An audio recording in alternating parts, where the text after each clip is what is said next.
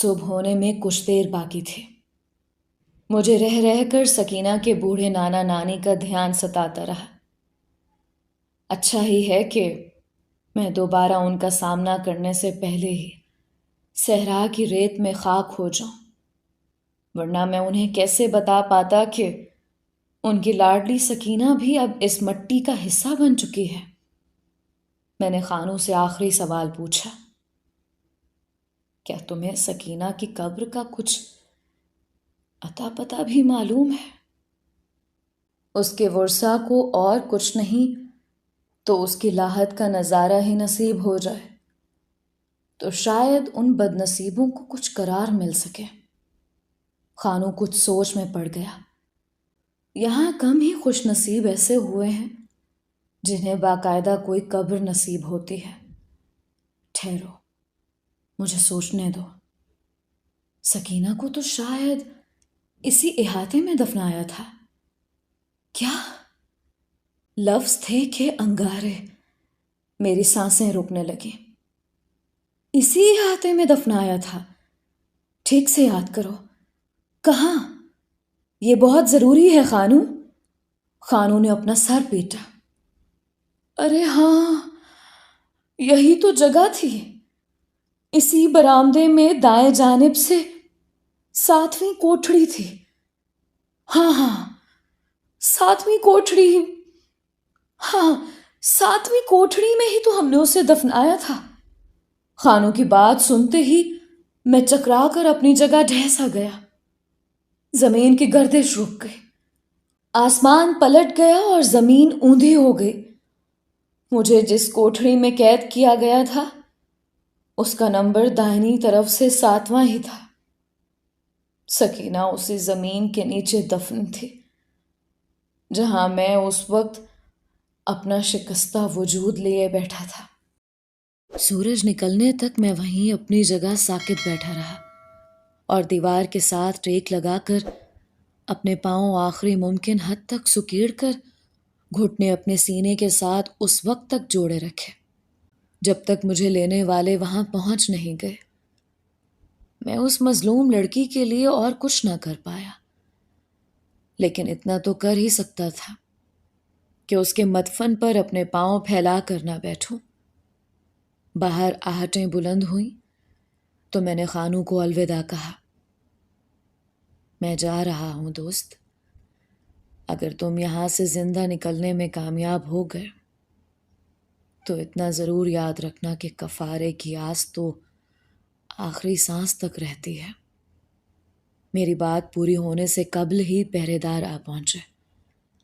خانو کی آخری آواز جو میرے کانوں تک پہنچی وہ رب رکھا تھی۔ کچھ ہی دیر میں مجھے جیپ میں بٹھا کر بستی کی حد تک پہنچا دیا گیا۔ پوری بستی کے مرد وہاں موجود تھے۔ جبروت کے کارندے اور محافظ بھی اسلحہ سنبھالے ادھر ادھر گھوم رہے تھے۔ کچھ دیر میں وہ سلطان بابا کو بھی وہاں لے آئے۔ اب شاید صرف جبروت اور اس کے کتوں کا انتظار باقی تھا۔ سلطان بابا میرے جانب بڑھے۔ پہرے داروں نے کوئی اعتراض نہ کیا۔ انہوں نے تسبیح ختم کی اور مجھ پر پھونک دیا۔ جب تک ہماری ایک بھی سانس باقی ہے، موت زندگی کی خود سب سے بڑی محافظ ہوتی ہے۔ یہ دنیا صرف ابتدا ہے، انتہا کا سفر اس جسم سے پرے شروع ہوتا ہے۔ مجھے تم پر فخر ہے۔ میرے ہاتھ بندھے ہوئے تھے، ورنہ میں انہیں آگے بڑھ کر گلے لگا لیتا۔ مجھے اپنے اس آخری سفر سے پہلے اس زادے راہ کی اشد ضرورت تھی۔ انہوں نے شاید میری آنکھوں کی تحریر پڑھ لی اور خود ہی بڑھ کر مجھے گلے لگا لیا۔ جیتے رہو۔ ان کے منہ سے بے ساختہ نکلنے والی اس دعا کی اہمیت آج مجھ سے زیادہ بھلا اور کسے محسوس ہوئی ہوگی۔ کچھ ہی دیر میں جبروت اپنی مخصوص جیپ میں اپنے لاڈلے کتوں سمیت دور صحرا سے نمودار ہوتا نظر آیا۔ ریت سے اٹھتی گرم لہروں کے پس منظر میں اس کی جیپ شفاف پانی میں تیرتی نظر آ رہی تھی۔ اچانک میرے ذہن میں ایک عجیب سا خیال آیا کہ جبروت ایک بہت بڑا شوبدہ باز ہے. وہ ایسے کھیل صرف اپنی تفریح تباہ کے لیے کھیلتا ہے. پھر چاہے وہ رحیم اور سکینہ کا معاملہ ہو یا نوری اور عبداللہ کا قصہ، دونوں جگہ وہ پوری طرح مختار تھا کہ بنا کسی حجت کے بھی مجھے اور رحیم کو وہیں صحرا میں ختم کروا سکتا تھا، بغیر کسی عدالت اور فیصلے کے ڈھونگ کے بھی وہ ہماری جان لے سکتا تھا. یہاں اسے کوئی پوچھنے والا بھی نہیں تھا. اگر آس پاس کے علاقے کی پولیس اور قانون خاموش تھا تو ضرور اس کے پیچھے بھی اس کا اثر و رسوخ شامل ہوگا. کال گڑھ تو ایک جنگل تھا اور اس جنگل میں صرف جبروت نامی بادشاہ کا قانون چلتا تھا. جانے ان نسلوں سے غلام چلے آتے لوگوں کو اس بات کا احساس بھی تھا کہ وہ ایک آزاد ملک کے شہری ہیں یا نہیں. غلامی زنجیروں میں بندھے رہنے ہی کا نام نہیں ہوتا. غلامی تو ایک خاص رویے کا نام ہے جو ذہنوں کو مسخر کر لینے سے وابستہ ہے. اور جبروت کو پتا تھا کہ ذہنوں کو مسخر کیسے کیا جاتا ہے. روحوں کا پتہ نہیں، پر جسموں کو تسخیر کرنے کے لیے وہ خوف کے ہتھیار کا استعمال کرتا تھا. اسے لوگوں کو حیران اور خوف زدہ کر کے مزہ آتا تھا. یہ سارا تماشا اس نے اپنے جنون کی سیرابی کے لیے ہی لگا رکھا تھا. 2-3 سال پہلے میں اور میرا دوست کاشف لندن گرمیوں کی چھٹیاں گزارنے کے لیے گئے تو ہمیں پکیڈلی کے علاقے میں ایک عجیب کلب کے بارے میں پتہ چلا تھا. وہاں ہم نے خود اپنی آنکھوں سے لوگوں کو خود کو سانپوں سے ڈسواتے ہوئے دیکھا. وہاں لوگ اسے ایڈرینالن رش کا کھیل کہتے تھے. ہمارے جسم میں موجود ایک مادے یعنی ہارمون کے بہنے کا تعلق شدید خوف سے ہوتا ہے.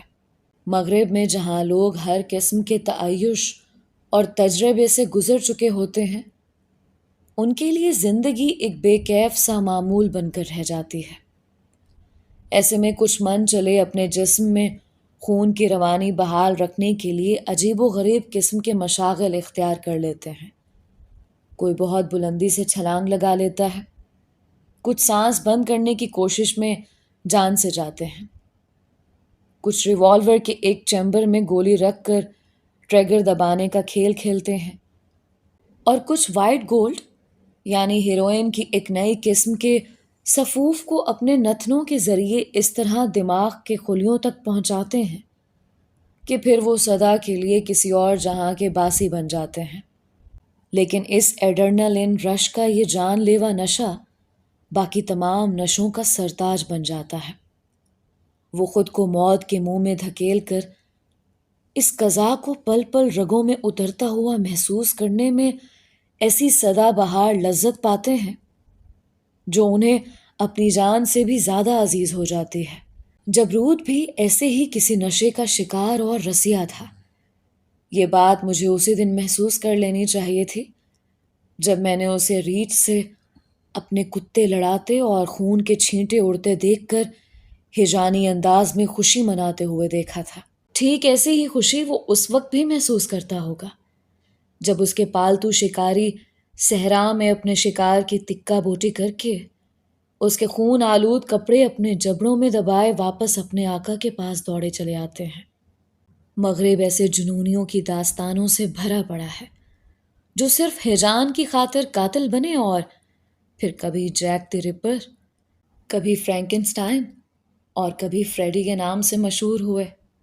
ٹھیک اسی طرح اس وقت میرے سامنے جیپ سے اتر کر اپنے کتوں کو والہانہ پیار کرنے والا یہ جنونی شخص بھی کسی ایسی ہی نفسیاتی بیماری کا شکار تھا جسے خود کو جابر سے جبروت بنانے میں جانے کتنے سال لگے ہوں گے. کہتے ہیں نام بھی ہماری شخصیت پر گہرا اثر ڈالتے ہیں. اس کا ایک مظاہر تو میں اپنے سامنے ہی دیکھ رہا تھا. جبروت اپنے کتوں کو پیار کر کے میری طرف بڑھا. ہاں تو تم تیار ہو مقابلے کے لیے؟ اب بھی وقت ہے. اگر تم اپنے جرم کا اقرار کر لو اور مجھ سے معافی مانگ لو تو تمہاری سزا میں کمی کی جا سکتی ہے. مولوی جی، جبروت کی آنکھوں میں صرف اور صرف تضحیک تھی. میں نے چند لمحے اس کی جانب غور سے دیکھا۔ اگر میں نے تم سے معافی مانگ لی تو تمہارا یہ کھیل ادھورا رہ جائے گا۔ پھر شاید میں نہیں تو کوئی اور اس جنون کی بھینٹ چڑھ جائے، کیونکہ تمہیں تو بہرحال یہ خونی تماشا کرنا ہی ہے، کیونکہ صرف اسی صورت تمہارے اندر بھڑکتی یہ لہو کی پیاس شاید کچھ دنوں کے لیے بجھ جائے گی۔ ہو سکے تو آج یہاں سے فراغت پانے کے بعد شہر کے کسی بڑے ماہر نفسیات سے مل لینا، شاید وہ تمہاری کچھ مدد کر سکے۔ وہ کچھ دیر میری جانب عجیب سے انداز میں دیکھتا رہا، پھر سرسراتی ہوئی آواز میں بولا، تم واقعی اتنے بہادر ہو، یا پھر موت کو اتنے قریب پا کر ہر خوف تمہارے ذہن سے مٹ گیا ہے؟ مجھے بھی روتے گڑ گڑاتے اور پیروں میں پڑتے دشمن اچھے نہیں لگتے، لہٰذا میں انہیں بھی مارتا تو ضرور ہوں، لیکن عزت کی موت نہیں۔ تم نے البتہ آج اپنے لیے ایک باوقار موت چنی ہے۔ اطمینان رکھو، تمہاری موت کے بعد بھی کال گڑھ میں تمہارا نام غیرت مند دشمنوں کی فہرست میں لکھا جائے گا۔ جبروت اپنی بات ختم کر کے آگے بڑھ گیا۔ میں نے ہجوم اور سلطان بابا پر الوداعی نظر ڈالی اور صحرا میں دوڑ شروع کرنے کے نشان کی طرف بڑھ گیا۔ وہاں غراتے گھورتے اور اپنے خونخوار جبڑوں سے رال ٹپکاتے کداور کتوں کے بے حد قریب سے گزارا گیا، تاکہ وہ میرے جسم کی بو کو اپنے دماغ کے خلیوں میں اچھی طرح ذہن نشین کر لیں۔ جس وقت میں ان 6 کتوں کے قریب سے اپنا جسم ان کے جبڑوں سے مس کرتے ہوئے گزر رہا تھا، میری رگوں میں ایک عجیب سی جھنجھلاہٹ پیدا ہو رہی تھی۔ شاید میرے اندر بھی اسی ایڈرنالن نامی ہارمون کا بہاؤ شروع ہو چکا تھا، جس کی لذت پانے کے لیے جبروت تپتی دھوپ میں کھڑا یہ تماشا دیکھ رہا تھا۔ میری اور اس کی کیفیت میں فرق صرف اتنا تھا کہ میری کیفیت میرے متوقع خون بہنے کی وجہ سے تھی، جبکہ جبروت کا ایڈرنالن دوسروں کا خون بہتے دیکھ کر اس کے اندر دوڑتا تھا۔ اس نے اپنی کلائی پر بندھی گھڑی کی طرف دیکھ کر مجھ سے کہا، اب سے ٹھیک 15 منٹ کے بعد ان کتوں کے پٹے کھول دیے جائیں گے۔ تم یہاں سے ٹھیک اپنی سیدھ میں دوڑو گے تو 1 گھنٹے بعد ریلوے اسٹیشن تک پہنچ جاؤ گے۔ بس شرط صرف اتنی سی ہے کہ میرے یہ پالتو شیر اس سے پہلے تم تک پہنچ نہ جائیں۔ اور ہاں، بے فکر رہو، یہ سدھائے ہوئے ہیں، لہٰذا یہ اسٹیشن کی عمارت دیکھتے ہی دور سے پلٹ جائیں گے۔ تو کہو، تم تیار ہو؟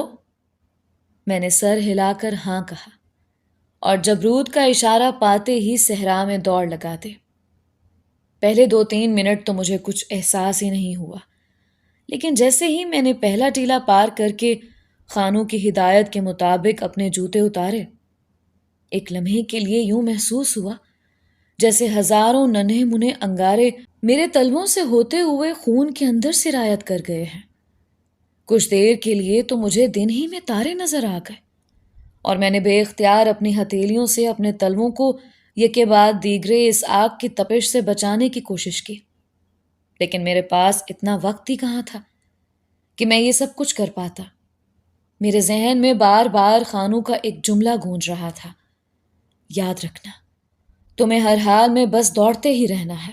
میں نے شدید تکلیف سے کرہاتے ہوئے مجبوراً اس آگ کے سمندر میں دوبارہ پاؤں ڈال دیا۔ صحرا کے پہلے 5 منٹ ہی نے میرا وہ حال کر دیا تھا جو کسی ایسے خستہ حال شخص کا ہو سکتا تھا جو اس تپتے ریگزار میں برسوں سے بھٹک رہا ہو۔ میرے ہونٹ خشک ہو کر چٹکنے لگے، سانس دھونکنے کی طرح چلنے، حلق میں ہزاروں کانٹے چبھنے لگے۔ بے اختیار میں نے منہ سے سانس لینے کی کوشش کی تاکہ حلق میں لگی آگ کو کچھ ٹھنڈک ملے، لیکن پہلے ہی سانس میں اڑتی ریت کے بگولے سے ہزاروں ذرے کسی خاردار تار کی طرح میرے گلے سے ہوتے ہوئے سانس کی نالی میں اٹک گئے، اور مجھے زوردار کھانسی کا پھندا لگا۔ میں گرتے گرتے بچا۔ خانوں کی آواز پھر ذہن کے کسی گوشے سے ٹکرائی۔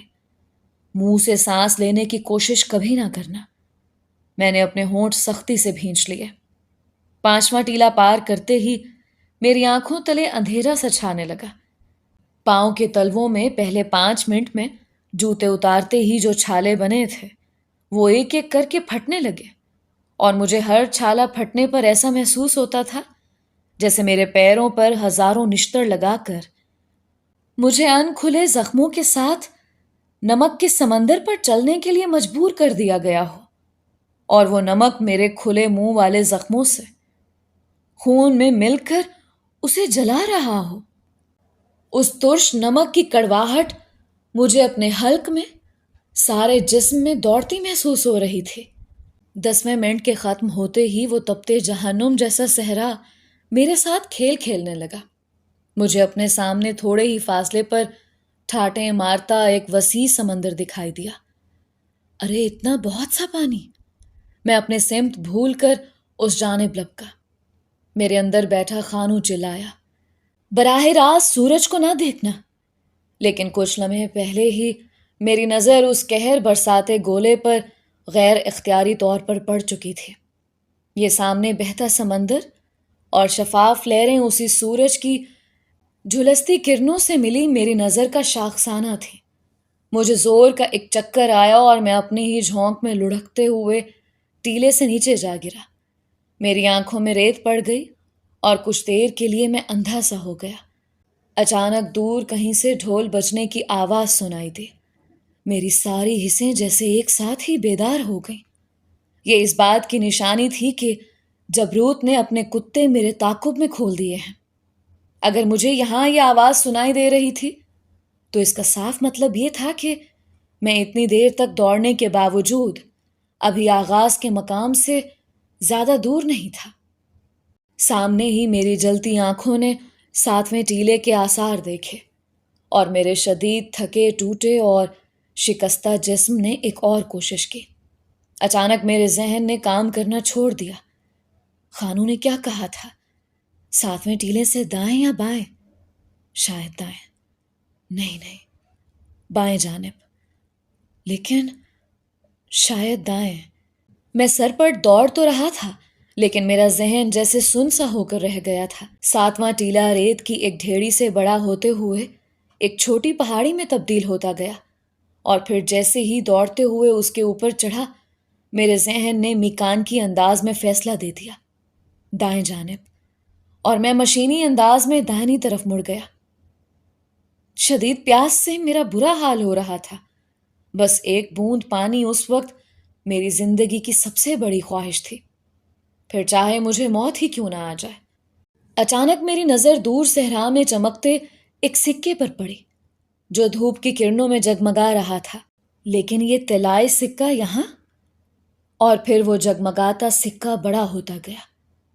ارے یہ تو لوہے کی ایک بڑی سی پرات تھی۔ نہیں، اوہ میرے خدا، یہ تو چھوٹا سا جوہر تھا، بارش کے پانی سے بنا ایک چھوٹا سا جوہر جو ایک بڑے ٹیلے کی آڑ میں عمودی رخ پر اس طرح بنا تھا کہ دھوپ براہ راست وہاں نہیں پہنچ پا رہی تھی۔ کیا دعائیں اتنی جلدی بھی قبول ہو جاتی ہیں؟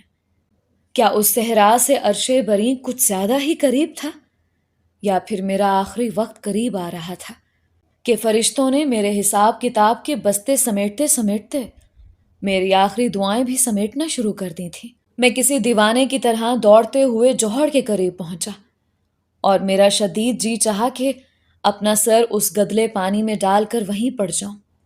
اس وقت وہ چھوٹا سا جوہر کیا، میں پورا دریا بھی ایک ہی گھونٹ میں پی جانا چاہتا تھا۔ خبردار، گھونٹ بھر پینے کی کوشش نہ کرنا، ورنہ دل بند ہو جائے گا۔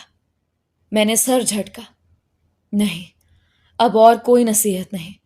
اس شدید پیاس کے عالم میں مرنے سے تو بہتر ہے کہ میں 2 گھونٹ پی کر ہی مر جاؤں۔ اس وقت مجھے ادراک ہوا کہ لوگ مرنے سے پہلے پانی کیوں مانگتے ہیں۔ میری نسوں میں بہتا خون گاڑھا ہو کر میرے اندر موجود پانی کا آخری قطرہ تک چوس چکا تھا۔ مجھے یوں لگا جیسے کن پٹی پر پھڑکتی میری نس اس زور سے پھٹے گی کہ سارے صحرا کو لال کر جائے گی۔ میں نے جلدی سے ہتھیلیوں میں پانی بھرا، اور خانو پھر چھم سے کود کر میرے سامنے کسی کے بندھے ہاتھوں کی صورت آن کھڑا ہوا۔ نہیں عبداللہ نہیں، یہ پانی نہیں، موت ہے۔ دفتن میری ہتھیلی میں کوئی موٹی سوئی زور سے گڑ گئی۔ تکلیف سے میری چیخ نکلتے نکلتے رہ گئی اور میری آنکھوں سے آنسو بہہ نکلے۔ میں نے جلدی سے اپنے ہاتھوں کی جانب دیکھا، جن کے کٹورے میں ابھی تک جوہر سے نکالا گیا پانی ٹپک ٹپک کر گر رہا تھا۔ ایک لمبی اور موٹی سی کالی جونک میری ہتھیلی کے جلد میں ماس تک اپنے نوکیلے دانت گاڑ چکی تھی۔ میں نے جلدی سے گھبرا کر پانی پھینک دیا۔ کلائی والی جونک تو پانی کے بہاؤ کے ساتھ ہی گر گئی، لیکن ہتھیلی والی سرمئی جونک میرے سیاہ مقدر کی طرح میرے گوشت سے چپکی ہی رہی۔ درد، جلن اور چبھن کی ایک کٹیلی لہر میری انگلیوں کے پوروں سے ہوتی ہوئی میرے بازو میں پھیل گئی۔ میرا ہاتھ نیلا پڑنے لگا اور میں نے بے اختیار شدید تکلیف کے عالم میں اپنا ہاتھ گرم جلتی ریت میں گھونپ دیا۔ جونک کی نازک اور لجلجی سی چمکیلی جلد سے شدید تپتی ریت ٹکرائی تو ہلکی سی ایسی آواز بلند ہوئی جیسے جلتے ہوئے انگاروں پر کوئی پانی کا چھینٹا مار دے۔ جونک تڑپ کر اچھلی اور اس کا نوکیلا ڈنک میری ہتھیلی سے نکل گیا۔ میں نے کانپتے ہاتھوں سے اپنی جیب سے رومال نکال کر پانی میں بھگویا اور اسے اپنے خشک چٹختے ہونٹوں سے لگایا۔ میری ہونٹوں کی جلی ہوئی جلد کو ذرا سی نمی میسر آئی تو ان کی حالت مزید خراب ہو گئی اور خون کی پتلی سی چند لکیریں رومال کی سطح پر ابھر آئیں۔ دوسری مرتبہ بھیگا رومال میں نے چہرے پر پھیرا اور تیسری مرتبہ اسے بھگو کر اپنے سر پر باندھ ہی رہا تھا کہ مجھے میری قضا کی آوازیں سنائی دینے لگیں۔ ہاں، یہ وہی بھونکتے کتوں کے دوڑنے اور غرانے کی آواز تھی۔ مطلب وہ قریب تر ہو رہے تھے۔ میں اٹھ کر بھاگا۔ فی الحال وہ مجھے نظر نہیں آ رہے تھے اور مجھے ایک گمان یہ بھی تھا کہ 7ویں ٹیلے کے بعد اگر وہ اپنی جھونک میں مزید کچھ آگے بڑھ گئے تو انہیں پلٹنے میں 2-4 منٹ مزید لگیں گے، کیونکہ اس وقت صحرا میں جلتی گرم لو کا رخ بھی اسی سمت تھا جس طرف میں دوڑ رہا تھا، لہٰذا ان تک میرے جسم کی بو پہنچتے پہنچتے بھی کچھ وقت ضرور لگے گا۔ لیکن اب خود میری اپنی روح دھیرے دھیرے میرے اندر سے سرکنا شروع ہو چکی تھی۔ اگر میں پچھلے 6 مہینوں سے سلطان بابا کے ساتھ اتنا پیدل نہ چلا ہوتا اور میں نے جبل پور کے بسیرے کے دوران پہاڑی والی درگاہ کے دشوار راستے روزانہ کئی بار طے نہ کیے ہوتے تو میں یقیناً بہت پہلے ہی گر چکا ہوتا، کیونکہ کالج اور یونیورسٹی میں اسپورٹس کے بعد صرف 1 گھنٹہ روزانہ اسکواش کا کھیل ہی میری واحد ورزش رہ گیا تھا، اور آج اس صحرا نے مجھے دوڑ کا اصل مطلب سمجھا دیا تھا۔ کچھ ہی دیر میں نے ریت کے بگولوں کے عقب سے اس پہلے عفریت کو نمودار ہوتے دیکھا۔ میرا شک صحیح تھا۔ 7ویں ٹیلے کے بعد وہ ٹکڑوں میں بٹ گئے تھے اور یہ پہلا تھا جس نے میری بو پالی تھی۔ میرے قدم تیز ہو گئے، لیکن اس کی غراہٹیں بتدریج قریب آنے لگیں۔ میرے پاس پیچھے مڑ کر دیکھنے کا وقت تک نہیں تھا۔ میری الجھی سانسیں خود ایک غراہٹ میں تبدیل ہونے لگیں۔ ہم میں سے ہر ایک کے اندر بھی تو ایک درندہ چھپا بیٹھا ہے۔ ان آخری لمحات میں میرے اندر کا درندہ بھی بیدار ہو گیا۔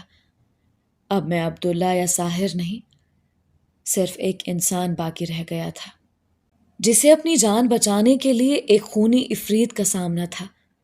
پتھر کے دور کے انسان کی تمام جبلتیں ایک دم ہی میرے اندر انگڑائی لے کر جاگ چکی تھیں، اور اب دوڑتے ہوئے میری نظر چاروں جانب کچھ ایسا تلاش کر رہی تھی جسے میں اپنے دفاع کے لیے ہتھیار کے طور پر استعمال کر سکتا۔ غراہٹیں اب بالکل میرے قریب پہنچ چکی تھیں، ساتھ ہی ریت پر دوڑنے کی دھمک اور دھپ دھپ کی آوازیں میرے حواس معطل کیے دے رہی تھیں۔ میرا دشمن بہترین سدھائے ہوئے شکاری کی طرح بنا بھونکے اور حتی الامکان آواز نکالے بغیر میرے تعاقب میں تھا۔ اچانک ریت میں دبی ایک خشک ٹہنی نما لکڑی پر میری نظر پڑی اور میں اسے اٹھانے کے لیے جھکا، اور یہی میری غلطی تھی۔ لکڑی اندر تک ریت میں پھنسی ہوئی تھی۔ میرے ہاتھ چھلنے کے باوجود وہ پوری طرح باہر نہیں نکلی۔ لیکن اس اثناء میں میرا پہلا دشمن میرے سر پر پہنچ چکا تھا۔ میری نظریں اسی پر جمی ہوئی تھیں۔ اس نے دوڑتے ہوئے بنا رکے مجھ پر زکند بھری اور ٹھیک اسی لمحے وہ لکڑی ریت سے نکل آئی جسے میں وحشیانہ انداز میں طاقت لگا کر باہر کھینچنے کی کوشش کر رہا تھا۔ میں نے غیر اختیاری طور پر وہ خشک لکڑی پوری قوت سے فضا میں لہرائی اور پتہ نہیں کتے کو وہ چھڑی کتنی زور سے لگی کہ اس کے منہ سے ایک سسکی کی آواز نکلے۔ میں ایک جانب اور وہ دوسری جانب جا گرا، لیکن اس نے پلٹ کر جھپٹنے میں ایک لمحہ بھی ضائع نہیں کیا۔ لکڑی میرے ہاتھ سے چھوٹ کر دور جا گری تھی، لہٰذا اب مجھے اپنے شکستہ بازوؤں ہی پر بھروسہ کرنا تھا۔ لیکن وہ بھاری بھرکم وجود اپنے پورے بوجھ کے ساتھ میرے سینے پر گرا تو میرے ہاتھ جیسے ٹوٹ ہی تو گئے۔ اس کے خونی پنجے میرے شانوں میں یوں پیوست ہوئے کہ کئی خراشوں میں مرچیں بھر گئیں۔ اس کی غراہٹیں اور گرم سانس میرے گالوں کو چھو رہی تھی، اور تھوتنی سے بہتی رال کا دھارا عین میری بائیں آنکھ کے اوپر لٹک رہا تھا۔ اس کے کھلے جبڑوں کے چاروں کونوں سے جھانکتے وہ 4 لمبے نوکیلے دانت عین میری شاہرگ میں گڑ جانے کے لیے بےتاب تھے۔ ایک لمحے کے لیے میری اور اس کی نظر ملے۔ وہ جھنجھلایا ہوا تھا، اسے میری مزاحمت بری لگ رہی تھی۔ اس کی نظر نے میری نظر سے کہا، زیادہ مت تڑپو، اپنی جان مجھے سونپ دو، میرا مالک انتظار کرتا ہوگا۔ میرے اندر کا درندہ غرایا، نہیں، اتنی آسانی سے نہیں۔ اچانک ہی مجھے اس بے بس ریچھ کے پینترے یاد آ گئے۔ وہ ریچھ اس طرح کے کئی عفریتوں سے ایک موٹی زنجیر سے بندھے ہونے کے باوجود آخری وقت تک لڑتا رہا تھا۔ مجھے یاد آیا کہ وہ پوری لڑائی کے دوران مستقل اپنا سر ہلا ہلا کر اپنے نرخرے کو ان کتوں کے جبڑوں سے بچانے کی کوشش کر رہا تھا۔ مطلب ان سدھائے ہوئے کتوں کا پہلا نشانہ مقابل کی شاہرگ ہی ہوتی ہے۔ اسی لیے وہ اس وقت میرے سینے پر بیٹھا میری رگے جان میں اپنے دانت گاڑنے کی دیوانہ وار کوشش میں مصروف تھا۔ میرے حواس یکے بعد دیگرے پھر سے جامد ہونے لگے تھے۔ اصل میں مجھے اس وقت اس کتے کے وجود سے اتنی تکلیف نہیں پہنچ رہی تھی، بلکہ اس کی مستقل غراہٹ اور سانس کی خرخراہٹ میرے حواس معطل کیے جا رہی تھے۔ مجھے ایک عجیب سا احساس ہوا کہ اگر کتے کی آواز سے یہ وحشیانہ صفت نکال دی جائے تو شاید اس کے پاس کچھ بھی نہ بچے۔ ہمارے ہاتھوں پیروں سے آدھی جان نکالنے کے لیے وہ سب سے پہلے اسی ہتھیار کا استعمال کرتا ہے۔ شاید یہی اثر سانپ کی پھنکار اور کسی بھی درندے کی دھاڑ میں بھی ہوتا ہے۔ میں اپنے دونوں ہاتھوں سے اب تک اس کے چہرے کو اس کا گلا دبا کر اپنے چہرے سے دور رکھنے میں کامیاب تھا، لیکن میں یہ بھی جانتا تھا کہ یہ کامیابی عارضی ہے، کیونکہ میرے بازو شل ہو رہے تھے اور اس کے پنجے میرے سارے جسم پر جلتی خراشیں چھوڑ رہے تھے۔ اچانک میری مٹھی میں کچھ ریت بھر گئی اور بے اختیار میں نے ساری کی ساری ریت اس کی قاتل آنکھوں میں جھونک دی۔ وہ زور سے چیخا اور ایک لمحے کے لیے اس کی گرفت کمزور پڑ گئی۔ میں نے پوری قوت لگا کر اسے اپنے اوپر سے اچھال کر دور پھینک دیا۔ میرا کرتا چیتھڑوں میں تبدیل ہو چکا تھا۔ میں نے فوراً اسے جسم سے علیحدہ کیا اور بچے کچے کپڑوں کو بھاگتے ہوئے اپنے گلے کے گرد اچھی طرح کس کر باندھ لیا۔ اس کا شکار میری شاہرگ تھی، تو مجھے سب سے پہلے اسے ہی بچانے کی فکر کرنی چاہیے تھی۔ تب تک میرا دشمن اپنا جسم جھٹک کر اپنی آنکھوں سے ریت چھاڑ چکا تھا اور پھر سے میرے پیچھے لپکنے کی تیاری میں تھا۔ اسی اثناء میں پچھلے ٹیلے کی جانب سے اس کے گروہ کے 2 اور ساتھی نمودار ہوئے اور مجھے دیکھ کر انہوں نے خوشی سے وحشیانہ آوازیں بلند کیں۔ میرے آخری لمحے شروع ہو چکے تھے۔ میری پوری کوشش کے باوجود میری رفتار مدھم پڑ چکی تھی اور قدم ریت میں دھنسنا شروع ہو گئے۔ میرے 3 اطراف سے وہ 3 کتے میرے جسم کو تینوں حصوں میں تقسیم کرنے کے لیے اڑے چلے آ رہے تھے۔ میں نے دوڑتے دوڑتے آنکھیں بند کر لی۔ مجھے سلطان بابا نظر آئے۔ موت صرف جسم کا مقدر اور روح کی زندگی کی ابتدا ہے۔ موت کے بارے میں ہم سب ساری زندگی سوچتے ہیں، سنتے ہیں اور بات کرتے ہیں، لیکن ٹھیک اس لمحے میں نے خود پر موت کو وارد ہوتے ہوئے محسوس کیا۔ اچھا، تو یہ وہ فسانہ جس کا سارے شہر میں چرچا تھا۔ اچانک مجھے سانول کی بانسری سنائی دی۔ وہ دور سے ہاتھ ہلا ہلا کر مسکراتے ہوئے مجھے بلا رہا تھا۔ نہیں، سانول کی بانسری نہیں، یہ تو اس پیانو کی آواز تھی جو پاپا ہمیں بچپن میں روزانہ ڈنر کے بعد میری اور مما کی فرمائش پر سناتے تھے۔ مما اور پاپا سفید ملبوسات میں اسی بڑے سے کالے پیانو کے پاس کھڑے مجھ سے کہہ رہے تھے، بس کرو ساحر، اب گھر واپس آ بھی جاؤ، کتنا انتظار کرواتے ہو تم۔ کچھ ہی دیر میں اسی پیانو کے سامنے زہرا سیاہ لباس میں بیٹھی تھی۔ اس کی آنکھوں میں آنسو تھے۔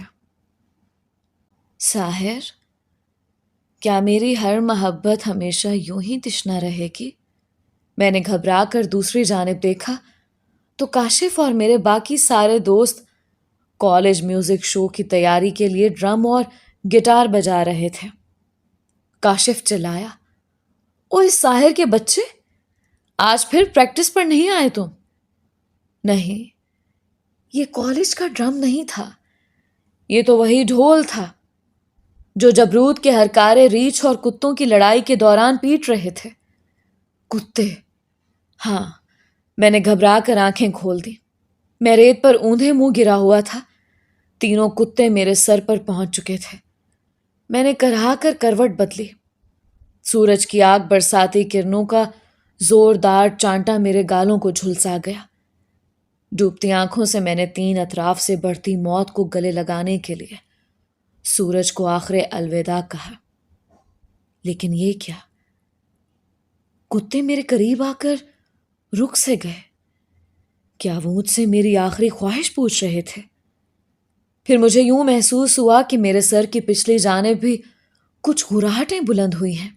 مطلب یہ کہ باقی تین کتے بھی آن پہنچے تھے، لیکن اس وقت میرے اندر اتنی سکت بھی نہیں تھی کہ میں گردن موڑ کر پیچھے دیکھ لیتا۔ سامنے والے تین دشمنوں میں سے ایک نے غرا کر اپنا جسم تولا۔ اس کی ہڈیاں زکند لگانے سے پہلے جسم کے اندر چڑھ گئیں۔ اس نے اپنا سارا بوجھ اپنے پچھلے پیروں پر ڈالا اور ہوا میں میری جانب اچھلا۔